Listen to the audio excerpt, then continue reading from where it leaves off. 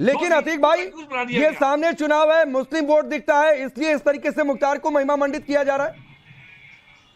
राकेश जी, मुझे बिल्कुल भी ताज्जुब नहीं होता जब आप इस तरह के भानुमति का पिटारा लेके बैठते हैं और ये जो राजनीतिक विश्लेषक जो उछल रहे थे अभी अपनी कुर्सी से 2-2 इंच, तो मुझे बिल्कुल ताज्जुब नहीं होता है, क्योंकि मुझे मालूम था कि असल मुद्दे पे तो डिबेट होनी नहीं है, असल मुद्दे पे तो कोई छुएगा नहीं।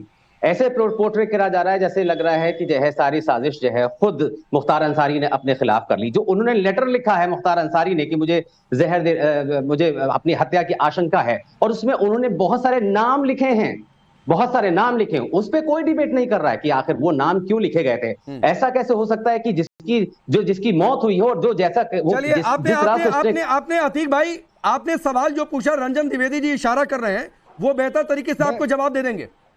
देखिए, मैं आप पहले भी मैंने कहा कि बदमाश जो है पेशबंदी में ये सब करता रहता है। मैं डीआईजी रेंज बनारस था और मुझसे पहले की बात थी कि ये रुंगटा अपहरण कांड हुआ था। राकेश जी, आपने मेरी बात नहीं, मैं तुरंत इसके बाद आ जाऊंगा। सीनियर ऑफिशियल है, इसलिए उनकी बात सुननी जरूरी थी। इसके बाद तुरंत अतीक आपके पास आऊंगा। आपने सेल्फ गोल कर लिया राकेश जी। नहीं, मैंने कोई सेल्फ गोल नहीं किया। आप इसको सुन लीजिए, फिर आपके पास आ जाऊंगा। नहीं चाहते थे इसी लाइन। सर एक मिनट बात सुन ले हमारी, सर एक मिनट बात सुन ले।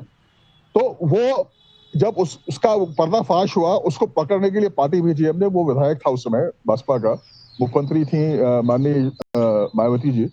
तो बहरहाल जो उसमें हुआ, उसके बाद उसको लगा कि उसका एनकाउंटर हो जाएगा, तो उसने हमारे खिलाफ फर्जी एक रिट कर दी हाई कोर्ट में कि साहब अदली बाजार में मिले हमको, इन्होंने बहुत मारा पीटा, हमको धमकाया कि तुम्हारा एनकाउंटर कर दूंगा। मैं जाम जाके भागा, उनको रोका जाए तो हमारा मार देंगे जान से। तो देखिए, बदमाश इस तरह की हरकत करता रहता है, दरखास्तें देता रहता है। और जैसे अब इंक्वायरी बैठ गई, आप इंक्वायरी में उसको बात को लाइए सामने। अगर कोई दंड के योग्य होगा उसको मिलेगा, मिलना भी चाहिए। अगर कोई देखे कोई गलत काम हुआ है, आप अपनी बात पूरी करिए। ये कहते हुए बिल्कुल भी लज्जा नहीं आ रही है कि वो जो लेटर लिखा था वो फर्जी लिखा था। बदमाश ऐसी हरकतें करते रहते हैं। आप ये कहना चाहते हैं मुख्तार अंसारी ने जो अपनी हत्या का जो आशंका वाला लेटर एमपीएमएलए कोर्ट को लिखा था, आप ये कहना चाह रहे हैं कि वो बदमाश ऐसी हरकतें करते रहते हैं? भाई साहब, मैंने अपना ही एग्जाम्पल दिया सर, मैं उसकी बात नहीं कर रहा हूं। मैं तो कह रहा हूं वही आप उसी परिप्रेक्ष्य में कह रहे हैं ना, आप उसी परिप्रेक्ष्य में कह रहे हैं। और राकेश जी, आप जो कह रहे थे ना कि उसके ऊपर केसेस थे, उस पर इतना सारा सब कुछ था, अरे केसेस तो बहुत सारे नेताओं पे थे। फर्क इतना है कि मुख्तार अंसारी को सत्ता में आने का मौका नहीं मिला, वरना वो भी अपने केसेस हटवा देता। बहुत सारे ऐसे नेता हैं। सुनिए मोहम्मद अतीक, 2 केसेस में कन्विक्टेड, 2 में उम्र कैद की सजा मिल चुकी है, आजीवन कारावास की सजा मिल चुकी है। बिल्कुल, उसने अदालत का सामना करा। बहुत सारे ऐसे नेता हैं जो शीर्ष पे बैठ गए, तो मेडल दे दे, हटा दिए। मुख्तार अंसारी ने अदालत का सामना किया तो मेडल दे दे। अगर वो जरा इस देश का महान क्रांतिकारी घोषित कर दे क्या मुख्तार अंसारी को?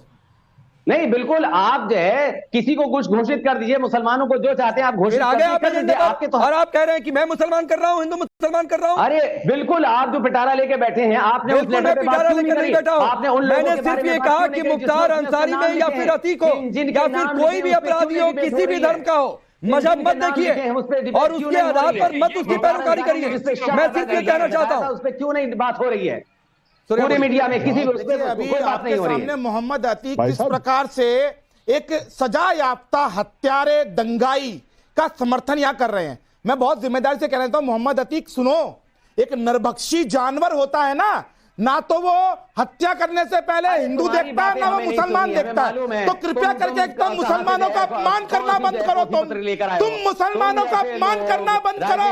सैयद ब्रिगेडियर साहब के नाम का अपमान करना बंद करो, कलाम साहब के नाम का अपमान करना बंद करो। दूसरी चीज, मेरी बात सुनिए आप, कृष्णानंद राय की हत्या इस पर बात हो गई है।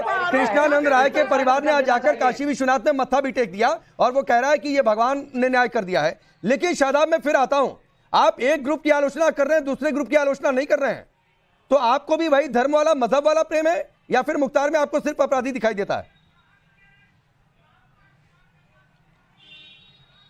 नहीं, अगर कोई किसी दूसरी हत्या पर इसी प्रकार से मजाक उड़ाएगा तो हम फिर भी वही कहेंगे कि मजाक नहीं उड़ाना चाहिए, चाहे वो हिंदू की हो या मुसलमान की हो, अपराधी हिंदू हो या मुसलमान हो। हमने जो बातें कही, जो जिसमें 2 पॉइंट सामने आए, सारी लड़ाई की, सुनिए, 2 चीजों की लड़ाई है।